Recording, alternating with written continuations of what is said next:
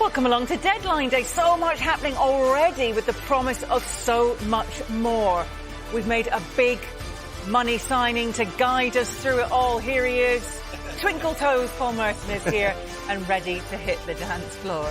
Hi, Ahli. Hello. You're right. Be on the move before tonight's 11 p.m. deadline. We'll keep you across every twist and turn. There are big developments regarding Newcastle's big money move for Crystal Palace captain Mark Gay. Yes, Gay going. He'll remain a Crystal Palace player by the end of the transfer window. Yes, I can confirm. But I never was really in doubt. Because first of all, really, congrats to Crystal Palace, to the chairman, to the owners, to everyone that they didn't give in. For Mark Gay going nowhere, but the same can't be said for Ivan Toney. This is the Brentford striker arriving for his medical, but which club will he be signing for? We'll hear from Mikel Arteta, who's asked whether Arsenal will sign Raheem Sterling before tonight's deadline. Erik ten Hag has also been speaking to the media today. Will Jadon Sancho stay or go? Well, stay tuned to hear what the Manchester United boss has to say. We start with a sighting of one of the potential stars of this deadline day, live to Paul Gilmore. Paul, what do we know about Ivan Toney's proposed move to Saudi Arabia? Well, good afternoon. The Brentford players have been training here ahead of facing Southampton this weekend. Ivan Toney was not amongst those players, and that's because he's been in London undergoing a medical ahead of a possible move to Ahli in Saudi Arabia after the clubs agreed a £40 million deal. Toney is now completing that medical, and as he arrived for that, our reporter Ellie Roper was there to greet him. Ivan, hi. Hi. Are you excited about going to Saudi?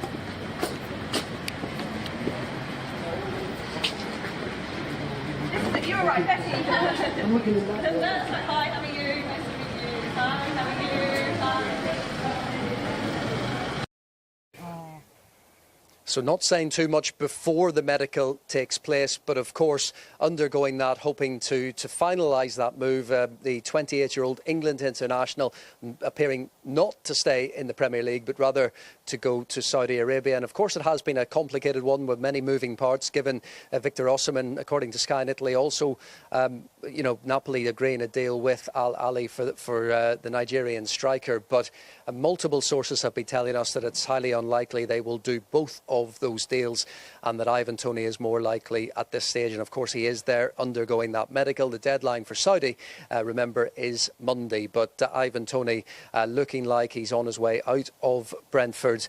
As for other business here at the club, I can tell you that Jadon Makoma is closing in on a move to Brentford. The 18-year-old left-back has been undergoing a medical. The fee agreed is understood to be £5 million plus bonuses with Southampton. So Brentford and Southampton agreeing those terms. Very much seen as somebody who can come in and learn from Rico Henry, and perhaps with a view to making an impact on the first team in the coming years under Rico Henry's guidance and leadership, if you like, in that position. So that's the current state of play with Brentford, but no doubt Ivan Toney, one of the talking points of the day. No doubt. Thank you for now, Paul.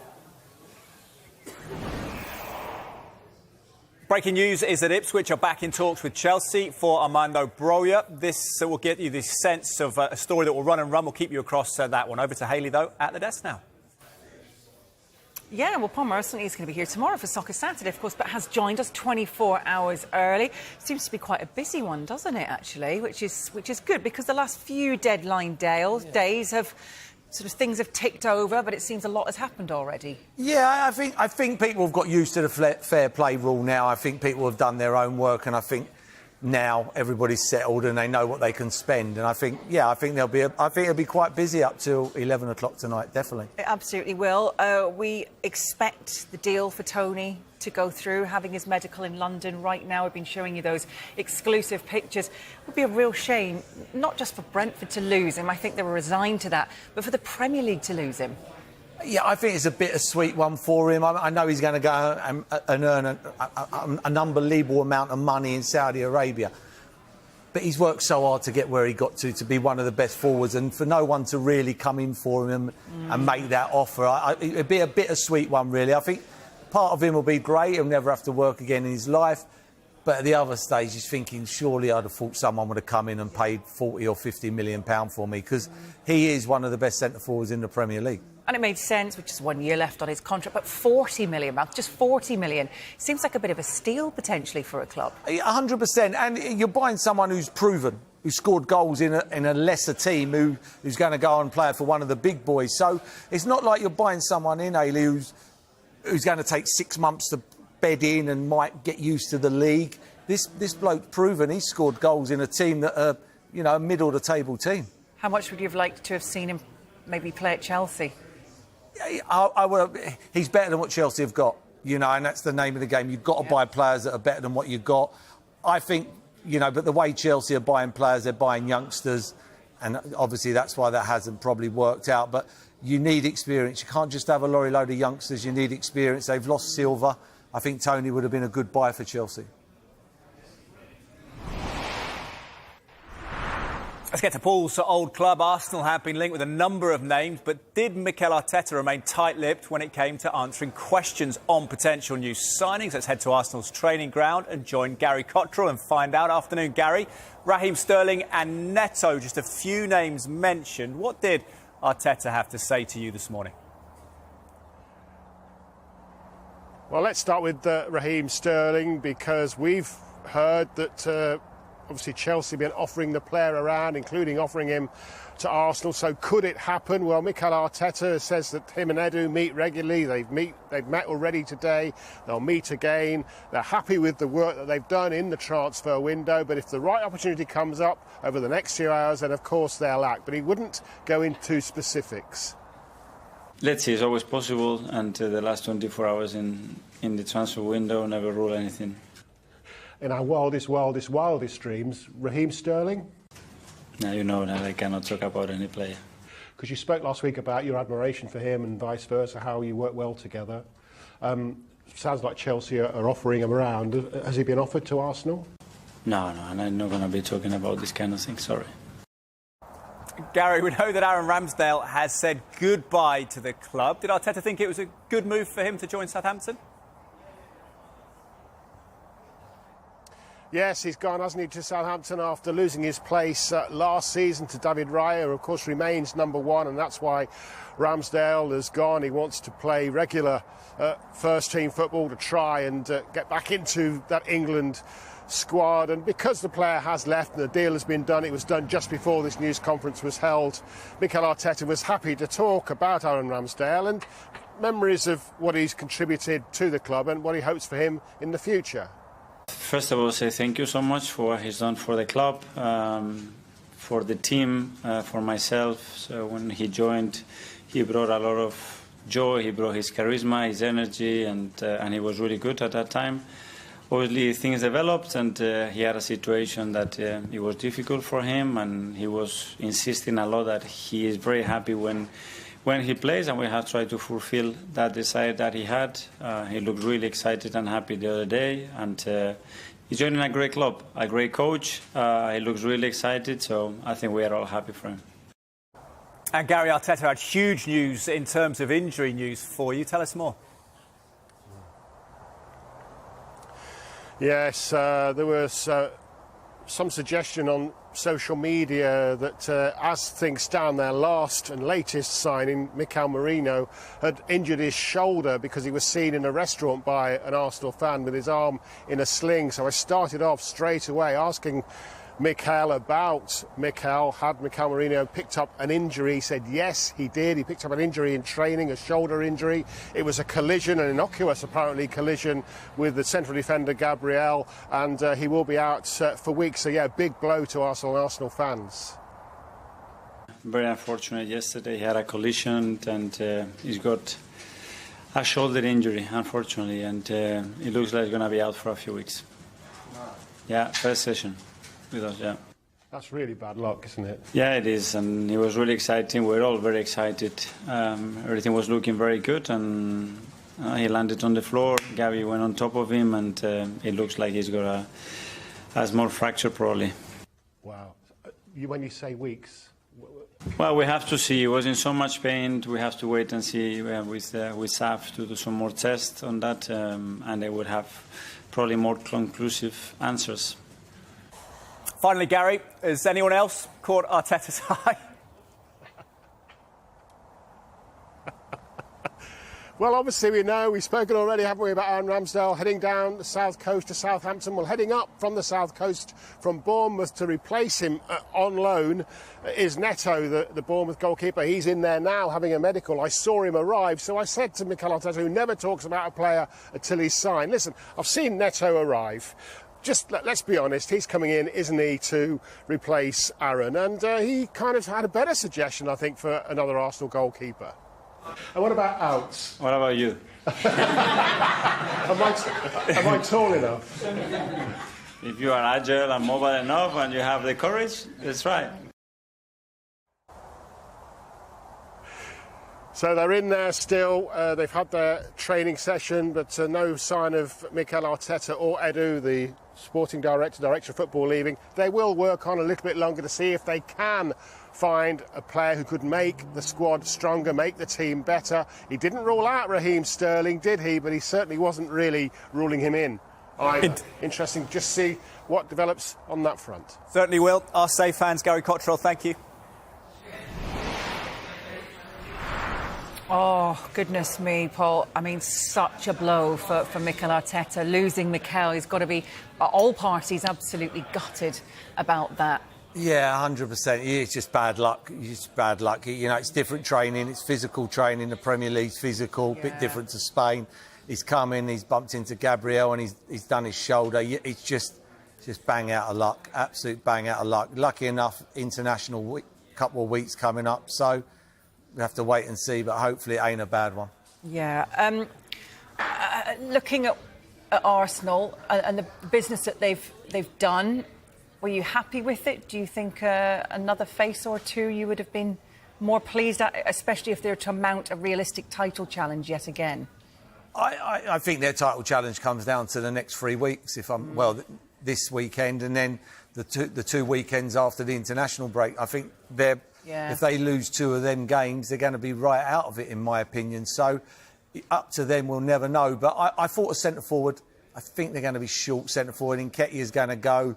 Jesus injured. I'm a big fan of Havertz, always have been, but I just think I don't know if that's going to be enough. And I think the forward, but you know, how can you criticise Arteta and Edu? I think they've been absolutely brilliant in the transfer market, and Arsenal fans have got to keep faith with them too. Yeah, absolutely. OK, well, I'll tell you what, we can head to Teddy and head across London and find out what their North London rivals are up to. Tottenham have been busy in this transfer window with a big money move for Dominic Solanke headlining their business. Could they, though, make some more moves today? Let's hear from Ange Postecoglou now. Obviously, deadline day. Done some really good business. Dominic Solanke, Archie Gray, Wilson, a few others, Lucas from January. Is that it now, do you think, in terms of incomings? Yeah, I think so. I don't think unless something surprising jumps out at us the last 11 hours or whatever it is. But no, I think that's it for us. Just in the Europa League draw, some cracking ties. Rangers, I bet you can't wait for that one. No, exciting. Good to be a part of it, and some good games, and I'm sure I'll get a warm reception at Ibrox. They'll be looking forward to seeing me. Yeah, let's hope it's still at Hampden. In terms of that, though, the squad. Obviously, there were some injuries last season with no Europe. If there are no incomings today, though, are you happy cover-wise? The odd injury here and there. Are you overall happy with the strength of the squad and the size? Yeah, look, if nothing else happens, I mean, there's still a couple probably will be moving out. But if nothing else happens, then I think it's been another positive window for us. I think, as I said, all along you want to go into every window and sort of come out the other side of it, in a stronger sense. I certainly feel that. I think the players who brought in are already making a short-term impact, but even for the longer term, I think going to be really good contributors for us. Certainly, I think we've got a better sort of well-rounded squad to deal with Europe and the extra games and whatever injuries we have. And so yes, I think it's been a real positive window. If that is it, you always said you can't do everything in one window. This will be like your third transfer window. Looking back from the squad you inherited, a lot of big names have gone out as well, maybe not sort of fit in your system. Overall, happy overall with the progress? No, as I said, I'm very happy. I think we've done a hell of a lot of work in the last 12 months, 3 windows, as you said. No doubt the squad's changed. I think the demographic of the squad's changed. The suitability to the kind of football I want to play is certainly we're much better equipped for that. There's growth in the team, absolutely. So yeah, look, I think we needed to do some fairly major work 12 months ago, and I think in the 12 months since, I think we've gone a long way to kind of getting the team to where we want to. But there's still more work to be done. I've said that before. It was never going to happen quickly. I don't think it should happen quickly. I think when it does happen quickly, it's you're more fraught to getting it wrong. So I think we're in a good place.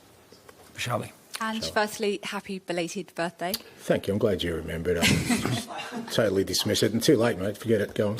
It's too late. Sorry, Michael.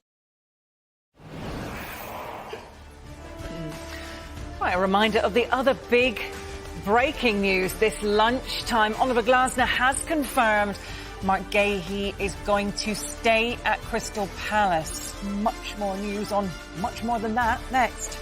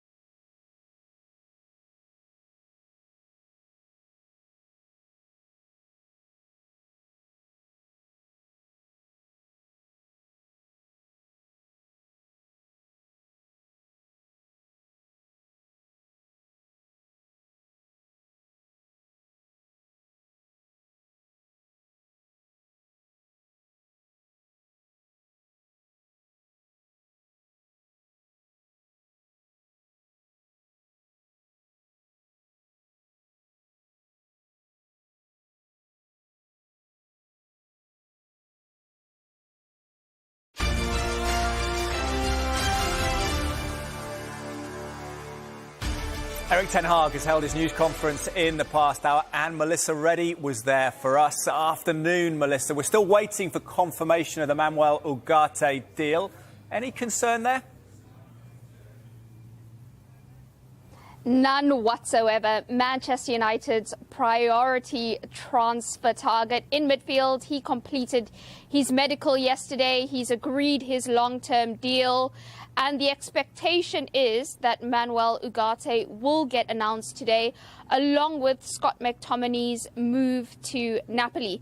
Now, if you think about this transfer saga and the window in itself, United have needed one out to get one in. So it does stand to reason that both of those deals need to be fully finalised before they can confirm either. Now, Erik ten Hag's been speaking about both players, and he's given us a lot of detail. He explained the reasoning behind going for Ugarte, the fact that the club have had 3 number 10s but only 1 holding midfielder. They needed depth in that position, so it makes sense. He also told us he had mixed emotions when he saw that clip of McTominay being so warmly welcomed by Napoli fans at the airport in Naples yesterday, because he actually didn't want to lose him. He would prefer to still have McTominay around because he is so representative of Manchester United and he was so important for the team. So Ten Hag told us himself not to worry because he is expecting both deals to be confirmed before the deadline. We've been waiting for news on Scott McTominay and Manuel Ugarte for a couple of days now. I know there's not been any official announcement, but can you update anything yet?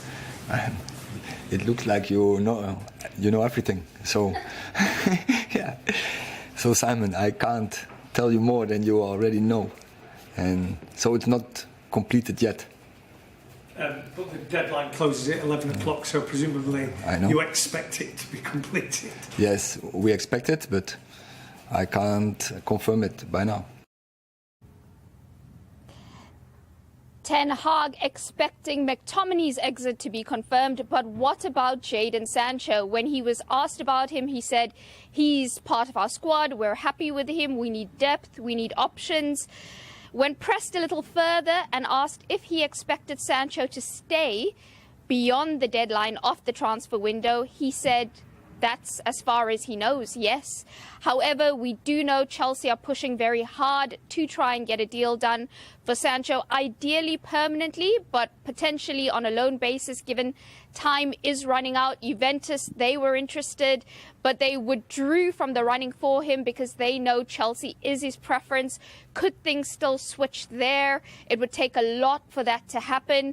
But I think ultimately what Ten Hag was trying to do was preparing for the scenario where if Sancho does stay, showing that United won't be too perturbed by that. But Chelsea pushing very hard. They've got a lot of conundrums to solve, needing to get players like Raheem Sterling and Ben Chilwell out before they can try and get Sancho in.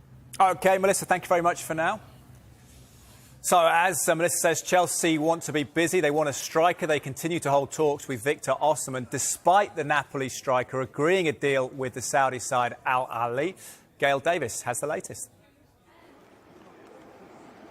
Yeah, thanks very much, Teddy. We reported, didn't we, very early this morning that this Victor Osimhen deal that sort of blew us all out of the water in terms of the figures involved, £33 million a year, it's just under £650,000 tax-free a week. And that was then followed by the announcement that Ahli were also going to sign Ivan Toney. But then various sources told us that the Saudi club will not be able to do both deals at the same time. They've got too many overseas players and the funds, it would be about £1 million a week to keep them both, just weren't adding up. So look, Chelsea have made no secret of the fact that they want a number 9 and that they want Victor Osimhen. Why wouldn't they? He's an absolute superstar. But they've been very consistent the whole way through. They want him if it works for them in a financial situation. We know that clubs are just not operating in the same way as they once were, particularly Chelsea,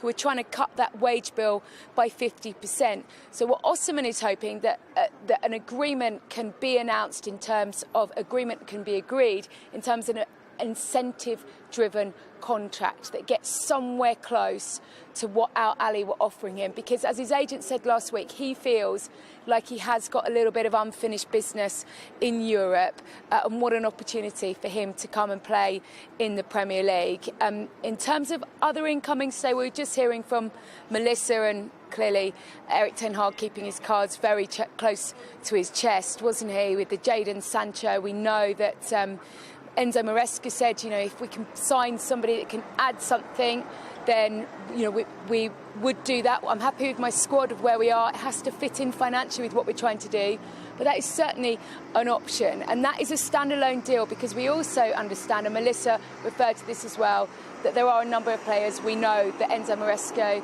wants to be rid of. He's got 33 players currently named as first-team players in his squad. Ben Chilwell being one, Raheem Sterling, we've heard about him. Carney Chukwuemeka is another one. And our sources have told us that Manchester United are exploring the option of maybe bringing him to Old Trafford, but that is not dependent on the Jadon Sancho deal. So, yeah, a few loose ends to tie up here, and I think it is going to be quite a busy and quite a late night while Chelsea try to get all the things aligned to do the business they want to do on deadline day. Yeah, lots of moving parts. Gail Davis, thank you for now. Yeah, I've got a few things I want to ask you about Chelsea, but actually I want to get straight into Raheem Sterling and what's happening with him, and how do you make of the way that he's treated at Chelsea, and does he need to get out today? I think that's their most important thing, is to do that deal, to try and get him out. They've really thrown all their eggs into one basket, said he won't get a minute here, he's not in the plans. He's on like 350 grand a week. They're looking at bringing the wage bill down. That's got to be their main priority. I'm a big fan of Sterling. I think, he likes football. He plays football. He always wants to play. He played a lot of football. So he's one of them players that does get on the pitch. But what they've done and the way they've done it, they will have to make sure this deal happens, because if he's sitting around for the next 6 months, 5 months, till up to Christmas, till January, and he's picking up 350 grand, that plan to get the wage bill down has completely gone out the window. So for me, that's their most important deal to make. And the other lad, Osimhen, his agent will have to be knighted if he can get that deal up to 600 grand a week. True. He'd have to beat Messi and Ronaldo's records twice over. And if they were looking to bring in Osimhen or Toney, you're battling with Saudi Arabia and the money that they have there as well. Exactly, and with the agent, you just heard the lady saying that they would have to try and get that up in incentives. Incentives would have to be mind-blowing. Yes. That money ain't going to happen. And this is the problem with Saudi Arabia. They feed players with money, they feed them with these figures, and now all of a sudden that lad can't go anywhere. Because even if he gets an unbelievable deal at Chelsea, he's always going to have it in the back of his head. He was earning 650 grand a week tax-free, and this is where it's all wrong for me. But Chelsea's main priority, not because Sterling's not a good player, because I'm a big fan of his, but if the deal they need to do is to get him off the wage bill, because the way they've gone around their business of saying he ain't going to play anymore, for me, is a joke. Right, more from Paul to come, but let's get straight to Teddy with news of the champions, I believe. That's right, Ahli. Pep Guardiola was speaking to the media in the past hour. Ben Ransom was there for us. Ben, he seemed excited about the Oasis reunion, but any chance of some City transfer business? Yeah, about as close as he came was to say definitely maybe. No, not even that close, I'm afraid. Look, it was always going to be unlikely, I think, on this final day that Manchester City were going to enter the market, because when you consider the sorts of player they would have to bring in, the hole in their squad, the one weakness has possibly been opened up by the fact that Julian Alvarez departed late on, or relatively late on, in this window, and the fact that Oscar Bob, one of their attacking players who they have a lot of hope for, has been injured for a few months, and someone just to challenge Erling Haaland in that central striker spot. It's a position that they've explored options for in this window, but nothing's jumped out at them. Certainly it's been my information that it's unlikely now, and it has been unlikely for the last week or so, they were going to part with the cash it would take to bring someone in. And Pep Guardiola, well, he was asked directly whether he felt it was going to be a quiet end to the transfer window for Manchester City in terms of incomings. Here's what he had to say in the last hour. You were expecting a very quiet deadline day? Yeah. Thought so. I'm happy with the squad. So I didn't expect, because I didn't expect Julian was leaving. But I didn't expect, I don't know, because he had conversations for a long time ago with other clubs, his agent, so could happen. But at the end, always you think maybe it's going to stay, but that didn't happen. And after we saw, but we have, of course, you have many injuries will be a problem, but hopefully, in 2-3 months, it's back Oscar and Phil is in that position, and Makati can play in that position, Gundogan can play in that position, Bernardo can play in that position, a different type of players like Erling, of course. So, and maybe it's a mistake, I don't know, but I like to work with not a long squad. I don't like to leave a lot of players without playing for a long time. And when you have a long squad and no injuries, stand a month without playing, and I don't like it. And also I feel when everybody's involved and with the chance to play, the performance of the team is always better. So, and that's why I prefer, I know the group, I know how incredible serious and professional they are, and commitment in every single game, and we decide to go. You're right, when we are not pretty sure, it's better wait. In winter we have, just in case happen, we have another chance. So if I'm not convinced and Chick is not convinced, it's better don't take that step. Yes, just the suggestion that they will keep monitoring the market, keep monitoring their options, and if need be, they may well dip into the market in January to try and sign that attacking player. But for now, Pep, as you heard, very happy with his squad. What does that mean for potential outgoings then on deadline day? Well, we're expecting 2 of the academy products to depart. Issa Kabore, as we know, is close to finalising a deal to move on loan to Benfica for the season. Joel Ndala is also a player who is due to be leaving, going to PSV. With both of those, though, no pressure to get those deals done today, because the respective deadlines in Portugal and in the Netherlands actually are on Monday. So they've got a few more days to get those outgoings over the line.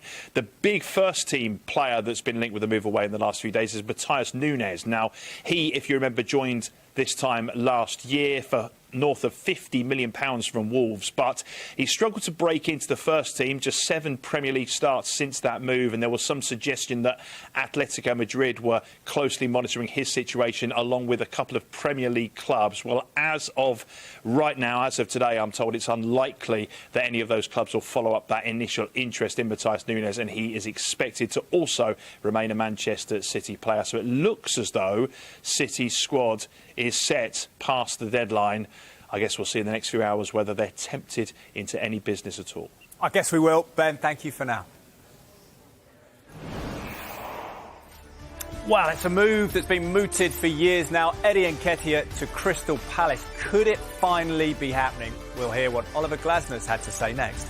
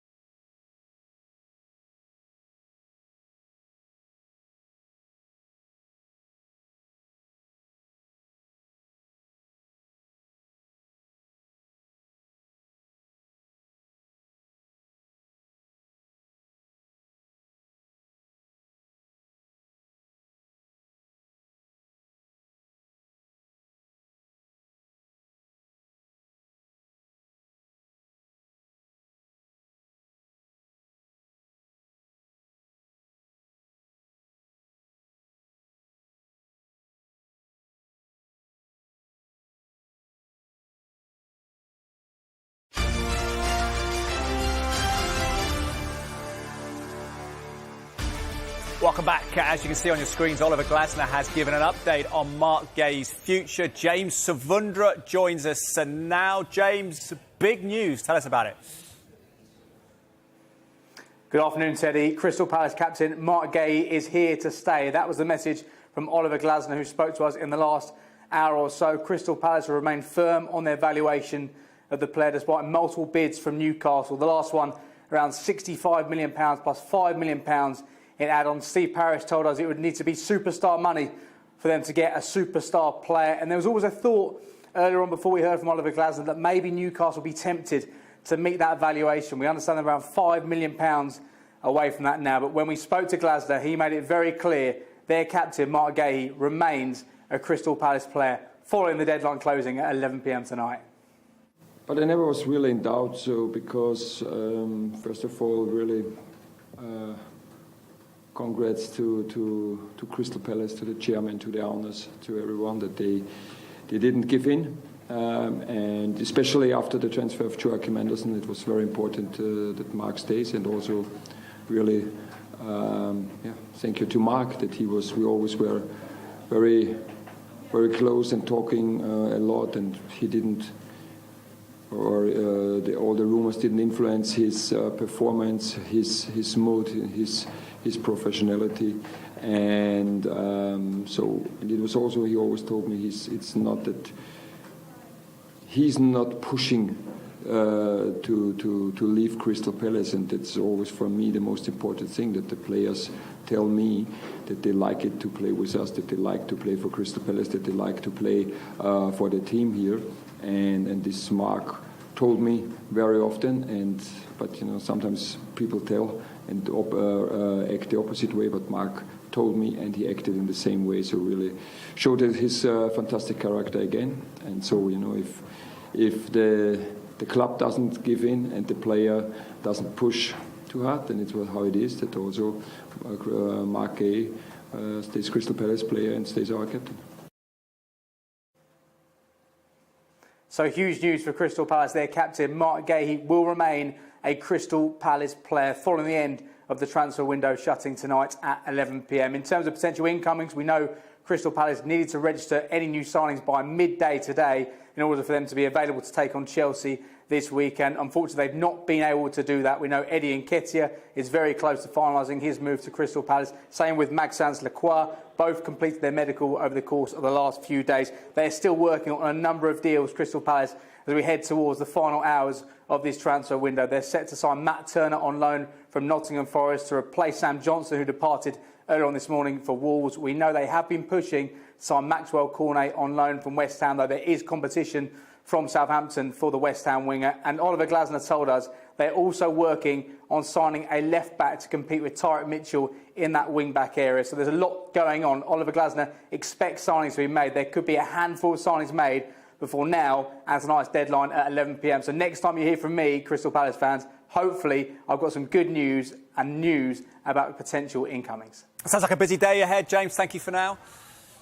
Ipswich's move for Armando Broja is back on. Now, Jamie Weir spoke to Kieran McKenna earlier and he joins us now. Jamie, the club not concerned about the player being unavailable for a while? I think, Teddy, it's probably a bit of a calculated gamble for Ipswich. Obviously, there were complications when he had his medical here with that foot injury that will keep him out for the next few weeks. But Ipswich clearly feel that when you're getting a striker of that quality, that it's perhaps a risk worth taking. They can muddle through with the forward options they've got until then. Ali Al-Hamadi, there's plenty of interest in him from Championship clubs, but they would perhaps keep hold of him while Broja was still unavailable if they could get this deal done. It's a fairly open, well-known knowledge that Kieran McKenna feels they're short in those forward positions. They want to get a striker over the line today. Kieran McKenna, when I asked him how likely is it you can get that done, said it's looking more unlikely than likely. I don't know whether that's just sort of slightly pouring cold water on things at the moment and whether they really are trying to work hard to get this Armando Broja deal done, because when I asked specifically Kieran McKenna about Armando Broja, he did reveal it might still be doable.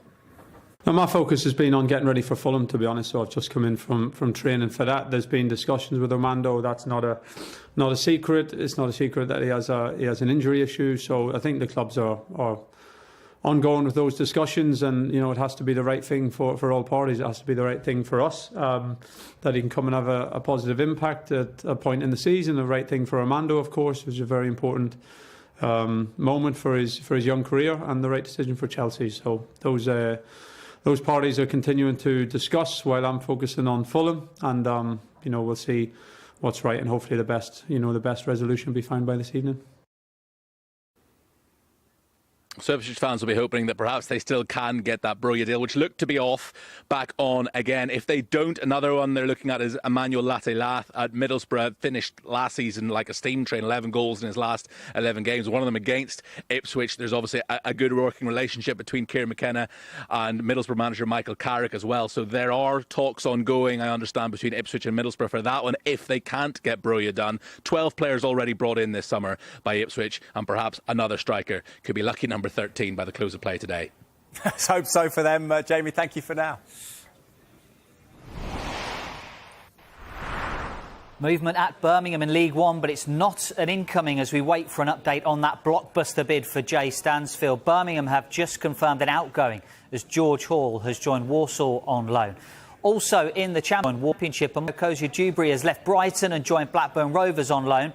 He only joined Brighton in the summer after leaving Arsenal. Another loan departure from Brighton is goalkeeper Carl Rushworth. He's joined Hull, having also spent last season in the Championship with Swansea. And Norwich have signed midfielder Anis Bin Salman from Sheffield United on a season-long loan. That comes with an option. The player had played under the Norwich manager earlier in his career. Forest fans will want to know if James Ward-Prowse is in the house. We'll be live to the City Ground with an update next.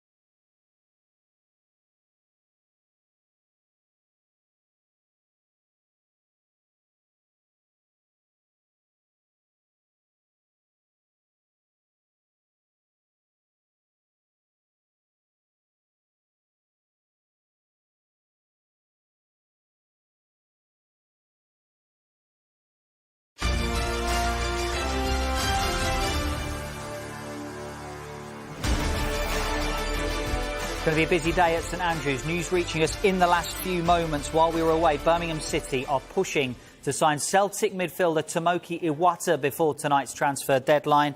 Now, we revealed this morning that Celtic were open to offers for the player. He's 27 years old and a Japan international. There is a connection as well between the two clubs. Birmingham are managed by Brendan Rodgers, former Celtic and Leicester assistant. Chris Davies, one to watch there. Right, Paul Merson here. So, yeah, let's talk Birmingham, actually, because also Jay Stansfield, we've got to mention, had a very successful loan spell with Birmingham. You wonder how a club can spend £9 million in League One. Well, that just shows you how big a club they are, Birmingham. They're a big club, they've got some backing behind them, and they've got to get out of that league. Got to get out of that league. Stanfield done really well from last season. Yeah, I think that just shows you that's how big a club Birmingham City are. You know, people who don't live in Birmingham don't really understand, but Birmingham's a big football club. Yeah, and their ambitions to get back and exactly. rise and rise. And you need a centre forward to get out of them leagues to score goals, so it could be a good signing. OK, it'll feel like a new signing when Mark Gahey remains at Crystal Palace. It looked like he may be going, possibly on his way to Newcastle United. We heard from Oliver Glasner here a little earlier, absolutely delighted that, you know, his chairman didn't give in. They stuck to their guns and he's staying. A huge, huge coup to keep him, isn't it? Yeah, massively, in a way where I think if it's £65 million up front, I think you're dropping him off, if I'm being honest. I like Mark Gahey, but you're thinking before the Euros he's probably a £30 million player. I don't think the money's all in one hit. I don't think it's good for Newcastle. If I'm Eddie Howe, I'm thinking... Because all I could... The weeks before was like, go to extra £5 million and, you know, we want to hang around for that extra £5. And if Newcastle can't afford to go to that, you start worrying about Newcastle a bit, you know, with all the money they're supposed to have. But fair play to Palace. They've dug their heels in. They haven't, you know, as a smaller club, no disrespect to them. They've gone bang, and I'm a big fan of Gahey. He keeps you in the Premier League. He keeps you in the Premier League. It's worth another £150 million, so fair play to them. But how does the lad react now? Big couple of months for him, because it will knock him sideways, definitely. OK, thank you, Paul. Now, Nottingham Forest like to do late deals on deadline day, and they are at it again. Keeps Rob Dorset busy, that's for sure. He loves it. Rob, start by telling us about the potential incomings. Yeah, listen, a couple of big incomings for Nottingham Forest. Morata, the Benfica centre-back, is on his way to Nottingham as I speak to you right now. Expected to undergo a medical later on this afternoon. Clubs, Forest and Benfica, very close to agreeing a fee of around £15 million. They're still working on a couple of the minute details around the structure of that deal, but it's close enough for Benfica to allow Morata to come over here and undergo that medical. Of course, he would join Murillo as another Brazilian centre-back at Forest, and Murillo is having a fantastic time here, courted by some of the biggest clubs in Europe, in actual fact, the form he's been in for Nottingham Forest. So that one, Forest are hopeful they can get done. Likewise, James Ward-Prowse on loan from West Ham. He's undergoing his Nottingham Forest medical in the next hour or so, as I understand it. And again, that would be a real coup for Nottingham Forest, wouldn't it? With the calibre of player that James Ward-Prowse is. Only joined West Ham 12 months ago, but not exactly in their plans as things are right now. So Forest potentially big beneficiaries there, but they're desperate to get a striker in if they can. We told you in the last half an hour or so that Omar Marmoush, the potential £20 to £25 million signing from Eintracht Frankfurt, that deal's off. Marmoush is staying at Frankfurt.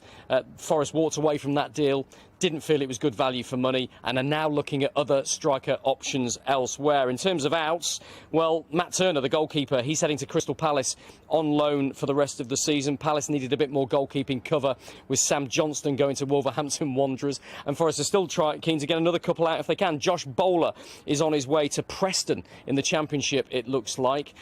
Still negotiating a couple of final bits there, but it looks like Bowler's going to be heading out the door here at Forest as well. So as ever, it's all happening at Nottingham Forest on deadline day, isn't it? Evangelos Marinakis, the owner, loves a deal on deadline day. He thinks you get good value for money. He thinks players that weren't available earlier in the window now do become available.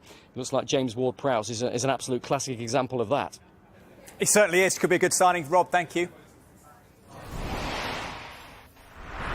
Yeah, they've had a good start, haven't they, Forest? Obviously didn't fit into Lopetegui's plans, James Ward-Prowse, but they will massively benefit from that good bit of business on loan, isn't he? I would 100% say I think he's a great passer of the ball. They've got a lot of pace, Nottingham Forest going forward, and they've got someone with his talent behind them putting the balls through for him. I think it's a no-brainer. I think it's a good sign. I was quite shocked when I see it that he was going there on loan. So, yeah, a big coup for me for Nottingham Forest, that one.